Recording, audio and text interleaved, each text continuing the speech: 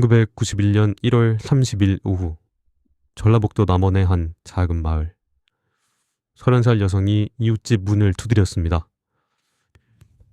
코트 안쪽 허리춤에는 직접 만든 가죽 칼집이 달려 있었고 그 안에는 부엌 칼과 과도 두 자루가 꽂혀 있었습니다.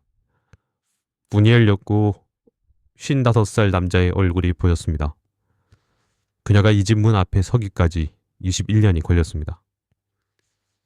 두 사람 사이에 무슨 일이 있었는지 보려면 시간을 21년 전인 1970년으로 되돌려야 합니다. 전북 남원 주천면의 작은 시골 마을이었습니다. 9살 김부남 씨의 집에는 우물이 없었습니다. 이웃집 아저씨 송백권 씨네 우물에서 물을 길어다 먹었는데 그날도 혼자 물을 길러간 소녀에게 당시 35살이었던 송 씨가 말을 걸었습니다. 부남아, 심부름 좀 해줘라. 아무런 의심 없이 방 안으로 들어간 순간 소녀의 인생은 그 자리에서 멈춰버렸습니다. 송 씨는 아이의 입을 틀어막고 끔찍한 일을 저질렀습니다. 죽을 것 같은 고통이었습니다. 이후 송 씨는 소녀에게 이렇게 말했습니다. 오늘 일을 말하면 너도 죽고 네 부모도 오빠도 다 죽는다. 9살 아이는 그 말을 그대로 믿었습니다. 그리고 아무에게도 말하지 못했습니다. 그날 이후 부남 씨는 제대로 걷지 못했습니다. 가족이 물었고 선생님도 물었지만 매번 그냥 좀 다쳤어요 라고 얼버무렸습니다. 상처가 아무는데 열흘이 걸렸습니다. 몸은 나았지만 달라진 게 있었습니다. 다시는 송씨네 집에 가지 않겠다며 울며 불며 떼를 썼습니다. 이유를 모르는 부모는 혼을 냈습니다. 밤마다 오줌을 쌌고 수시로 멍하니 정신을 잃었습니다. 친구들과도 어울리지 못했습니다. 왜 그런지 이유를 진지하게 묻는 어른은 아무도 없었습니다. 초등학교를 졸업하자마자 서울로 올라왔습니다. 친척이 소개한 부잣집 가사도우미 자리였습니다. 밥하고 청소하고 설거지하며 번 돈은 고스란히 고향 오빠의 학비로 쓰였습니다. 불평 한마디 하지 않았습니다. 그 시절 위안이라면 끔찍한 일이 일어난 곳에서 멀리 떨어져 있다는 사실 하나뿐이었습니다. 사춘기가 지나고 세상을 조금씩 알게 됐고 9살에 그날 끔찍한 범죄 피해를 당했다는 걸 깨달았습니다. 그 기억은 희미해지기는커녕 시간이 갈수록 더 선명하게 되살아났습니다. 10대의 예민한 감수성과 오랜 타향살이의 외로움, 그날의 후유증이 한꺼번에 덮쳐오면서 하루하루가 무너지는 날들이 이어졌습니다. 고향으로 돌아온 뒤 부모가 주선한 충매로 만난 남자와 23세 첫 번째 결혼을 했습니다. 남편의 손길이 닿을 때마다 그 반이 떠올랐고 그 남자 얼굴이 보였습니다. 아무리 노력해도 정상적인 부부관계를 이어갈 수 없었습니다. 어렵게 사실을 털어놓자 남편은 이렇게 말했습니다. 10년도 넘은 일을 왜 아직도 못 잊어? 결국 이혼할 수밖에 없었습니다.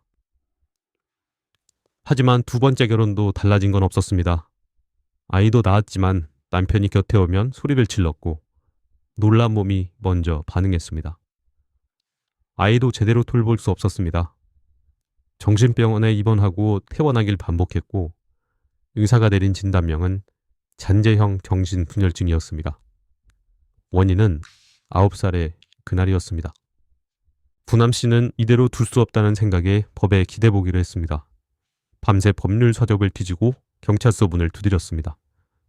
돌아온 대답은 이랬습니다. 공소시효도 지났고 친고죄 고소기간 6개월도 이미 넘었습니다. 아무것도 할 수 없습니다. 9살에 끔찍한 일을 당하고 그것이 범죄인 줄조차 몰랐던 아이에게 법은 이미 기한이 지났다고 했습니다. 나라도 법도 그 누구도 그녀 편이 아니었습니다. 직접 찾아가 따지기도 했습니다. 송 씨는 욕을 하며 응수했고 나중에 오빠를 통해 합의금 명목으로 40만 원을 내밀었습니다. 사과도 반송도 없었습니다. 21년의 고통을 푼돈 40만 원으로 끝내려고 했습니다. 1991년 1월 30일 부남 씨는 시장으로 나갔습니다. 부엌 칼과 과도를 샀습니다. 낡은 손가방을 잘라 칼집을 만들고 허리띠 양쪽에 찼습니다. 코트를 입으면 밖에서는 보이지 않았습니다. 화장실 거울 앞에서 코트자락을 젖히고 칼을 뽑는 연습을 여러 번 반복했습니다.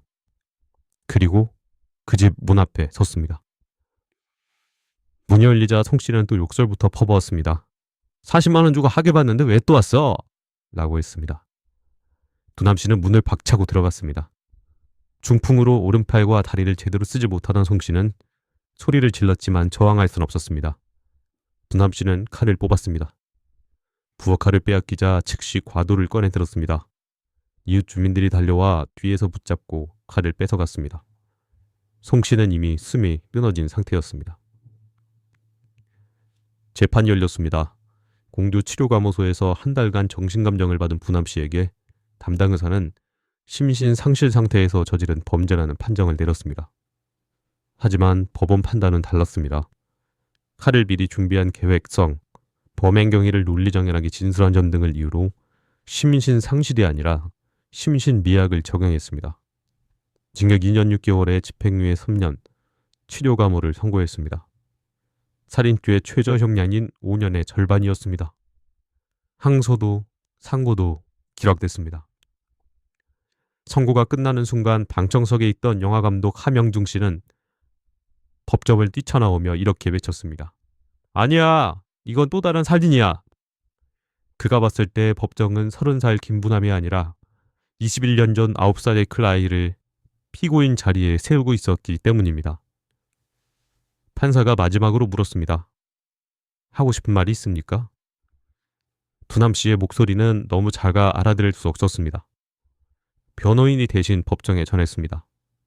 나는 사람이 아니라 짐승을 죽였습니다.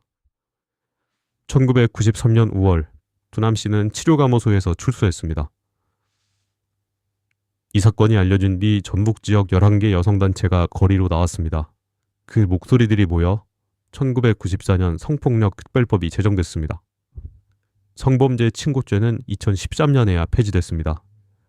그녀가 그 끔찍한 일을 당한 지 43년이 지난 뒤였습니다. 법이 그녀를 지키지 못한 세월은 21년이었습니다. 법이 바뀌는 데 걸린 세월이 43년이었습니다. 그 사이에 김부남 씨가 있었습니다.